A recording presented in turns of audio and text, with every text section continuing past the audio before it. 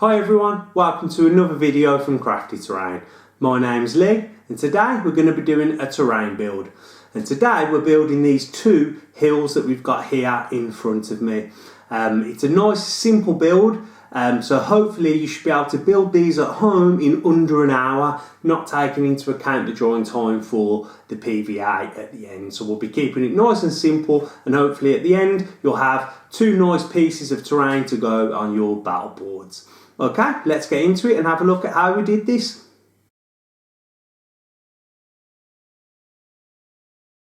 So to start by making our basic hills, we're just going to be using Foamex for the base.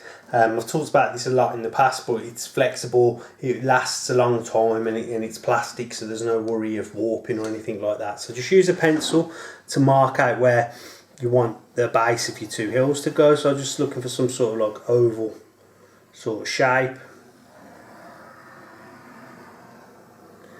We can build up from that. So that'll be the first one.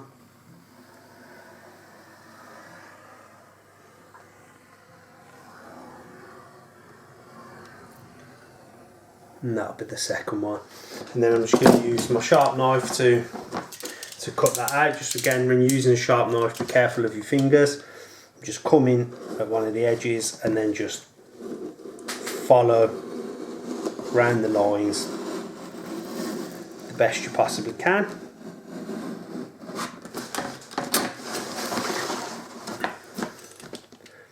This Foamex is only 3mm thick, so it cuts nice and easy.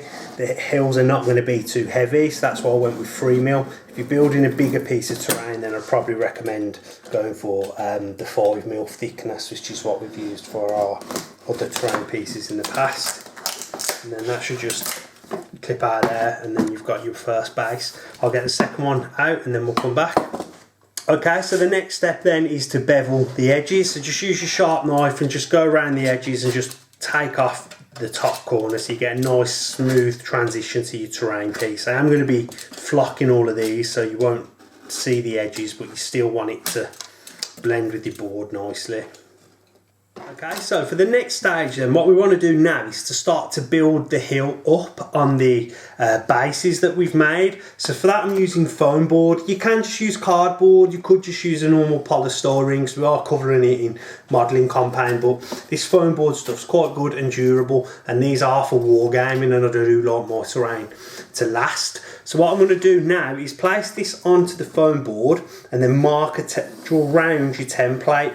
Okay, and then when we cut that out, we're going to cut inside of the lines so it'll fit probably 1 centimetre within your base. Okay, so I'll get this one cut out and then I'll show you what I mean by that. Okay, so there's the first one that I've cut out and it fits on like so. And now to create the next level, what I want to do is I'm just going to use this as my template and draw around this one and then cut inside of the lines by about 1 centimetre again, and then that should give me another layer to the hill. And I do want it to be a flat topped hill so you can get like a unit of men on there. So then I'll cut that one out and then we'll come back and I'll show you that.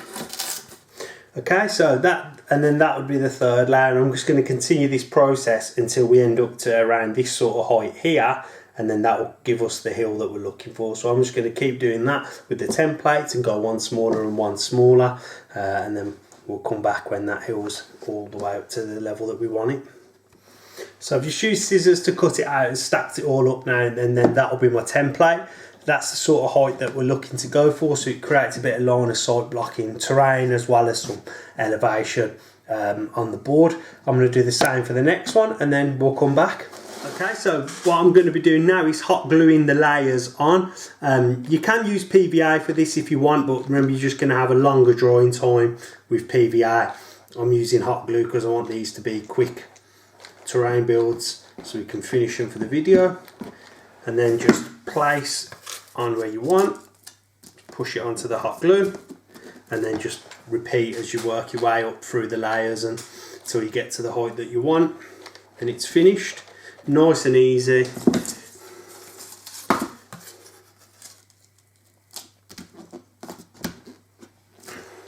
Looking to do on this rim round here is to add a layer of rocks, just so to create that different bit of character and a different look, and then we're going to paint them brown. So what I'm going to do is I'm just going to hot glue these rocks all the way around. Just place a little piece of hot glue and then just push the rock into place. Just be careful not to get it on your fingers, don't need to burn your hands.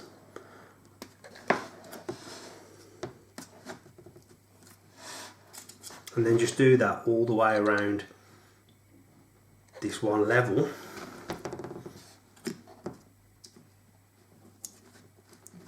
And that should give you a nice look at the end to the finished piece. Okay, so the rocks have gone on now all the way around, and the next stage is to use your modelling compound, or I've got the Luke's APS modelling compound, but you can use any modelling compound really, but this stuff fast drying, so that's why I really like it. And then all you're going to do now is just mould this in to the sides to create that ground form that you're looking for. Remember, this stuff dries in around 15 minutes, so don't mix up too much, okay? So just mix up what you're going to be using.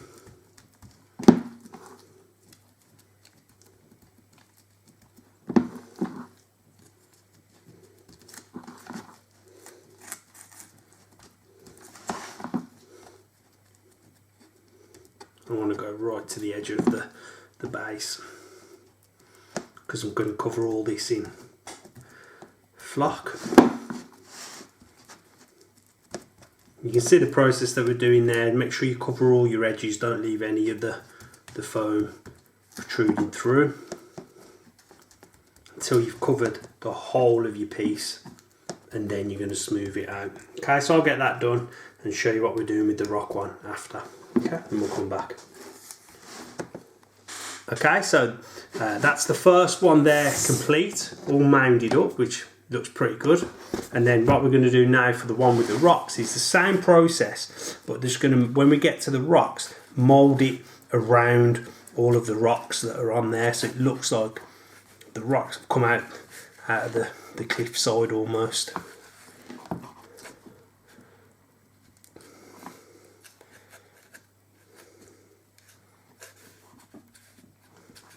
Just like that.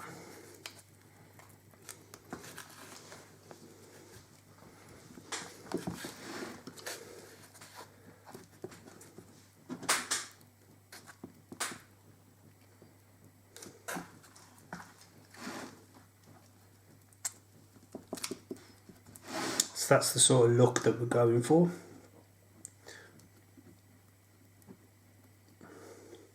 I'm going to get that finished and then we'll come back. Okay, with the hills built now and the compound is dry, I'm just going to paint them with this cheap craft burnt umber that I've got, just through a base layer, because remember we are going to be covering these all in flock as well. So just get this on just so you've got a covering underneath what's going to be green, just in case anything shows through, you have got a muddy colour underneath. And on the other one where we've got the rocks, I'm going to paint them rocks actually black and then dry brush them up before we put the grass on top of that.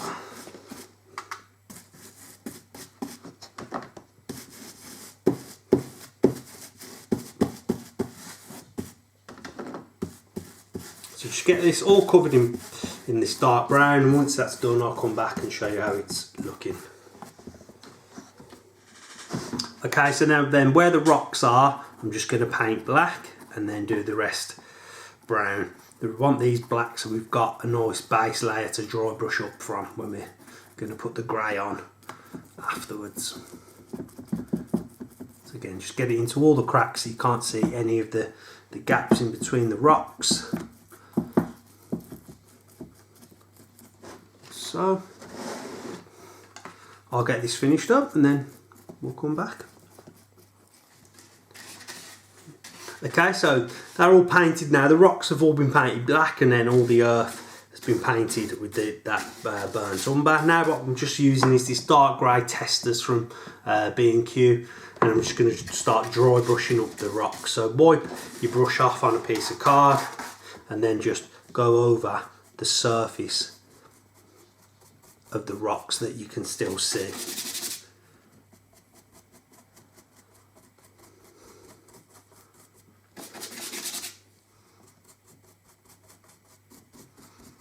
Like that, and then just go all the way around, get all them done, and then we'll go one colour lighter to bring that up, so they're going to really stand out against the green grass once it goes on. Okay, I'll get that finished and then we'll come back.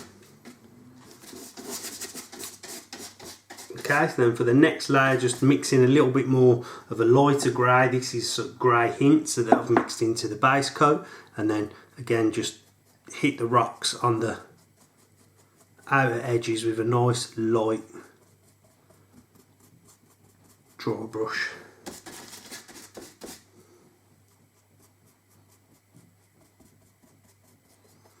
So you've got all of them done, and then I'll come back and probably go one more lighter.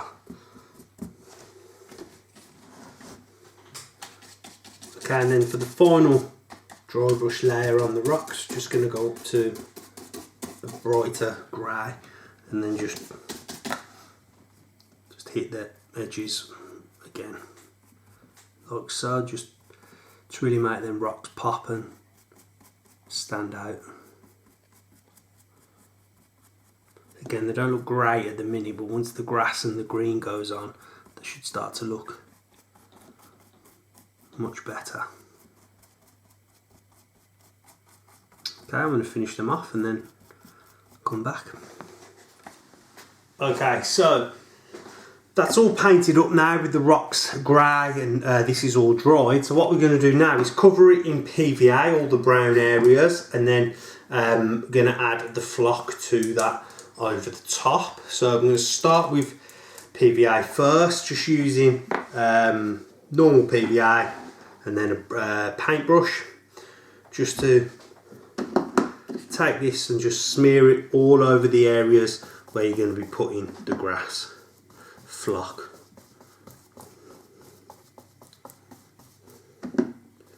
Get nice coverage so you don't miss any areas, and then if any does show through, that's why we went with a brown, so you've got that brown muddy undertone rather than just the modelling compound without anything on. But hopefully that should all stick. Nice, try to avoid the rocks with the glue because we want them to show through from the grass. Okay, I'm going to get that all done and then apply the flock. Okay, then with all that PVA on there, now what we're going to do is just get our flock. So I've got two different types of flock. I've got a brighter green and a darker green, and then we're just going to sprinkle that over the top to try and create two different tones to the flock. Basically, you don't want to use all of one colour just because it won't look natural at all. So I'm doing this on a plastic tray, so anything that doesn't stick to the model I can then gather back up and sort of keep. Okay.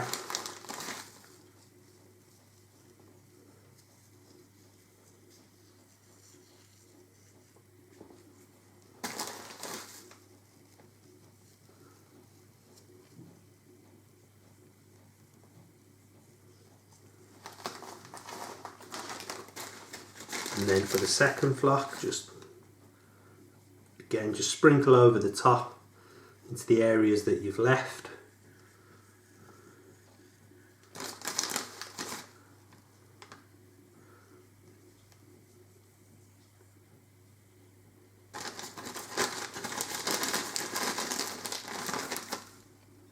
And just follow this process all the way until all the PVA is covered and you can't see any of the white glue, and then you just bang that off and gather up any of the excess that you want to keep for next time. I'm going to get that finished and then we'll come back.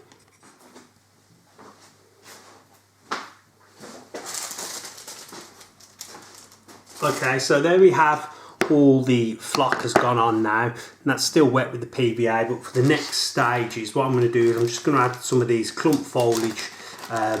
They look like little rose bushes in between the rocks, and for that I'm just going to get some PVA, dab it into the gaps that you have between the rocks, and then just take a piece of your foliage and just stick it down in between the rocks, like so. Just go around. You can add that to the other one where if you want, just to make it look like it's a bit more natural.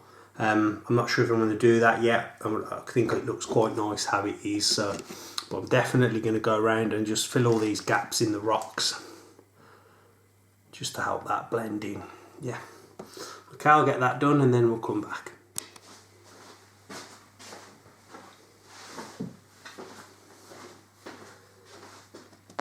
Okay guys, what I've done there is I've given it a good flocking all over, and then I've added some little grass tufts onto the hills, and then some little grass tufts that have got like roses in between the rocks just to finish it off.